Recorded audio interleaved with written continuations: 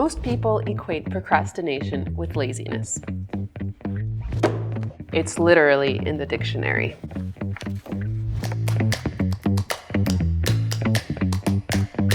Let's be real. I found the definition online. Merriam-Webster says that it's to be slow or late about doing something that should be done, to delay doing something until a later time because you don't want to do it, because you are lazy, etc.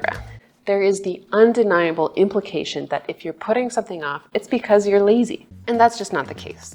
At least, not always. There's a difference between active and passive procrastination. Active, where you replace the task that should be done with a ton of other things. I can't start writing an article until I've cleaned my desk, made my coffee, lit my ambiance candle, sharpened my lucky pencil, etc. All good things, right? How could you possibly say that I'm being lazy? Then there's passive procrastination, where you're just paralyzed by the dread of having to do something that you just end up vegetating on the couch. What these have in common is that neither of these are a form of laziness, nor is it a character flaw. What they really are symptoms of a bigger emotional picture surrounding that task. That could be fear of failure, fear of criticism, feeling of overwhelm, perfectionism.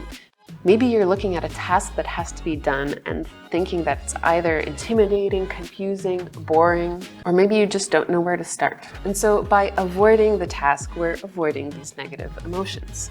Thus, procrastination is more of a sign that there are underlying problems that have to be dealt with. At the same time, procrastination can be a good thing. Some of the best things come out of procrastination. Da Vinci took 16 years to finish the Mona Lisa. Mozart wrote the overture to Don Giovanni the night before the opera's debut. The adrenaline can often spur creativity. Personally, I've found it best to create my presentations the night before I have to give them, because I can better remember my train of thought, and thus it leads to a better experience for the listeners and a better presentation. University of San Diego professor Frank Partnoy says that procrastination is actually very important, that by delaying decision-making until the very last minute is actually the best way to get the best outcome. By delaying decision-making, you're giving yourself the most time to collect the most data, develop your idea, analyze the situation so that you can make the best possible choice with the best possible outcome. It's literally the opposite of making a snap decision.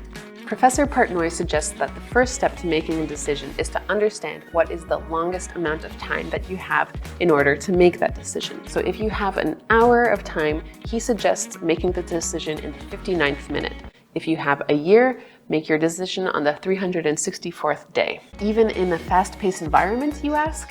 Especially in a fast-paced environment. Partnoy uses tennis as an example. Professional tennis serves travel at 100 kilometers an hour. You might think that good tennisists are that good because they're quick, right? Well, Partnoy argues the opposite. He says that professionals have refined their tennis swings so well that they don't have to waste time on positioning and whatnot, so that they can use the last possible moment to position themselves in the perfect place to deliver the best possible response to the serve, swing, whatever those tennis words are. So you see, procrastination doesn't always have to be a bad thing.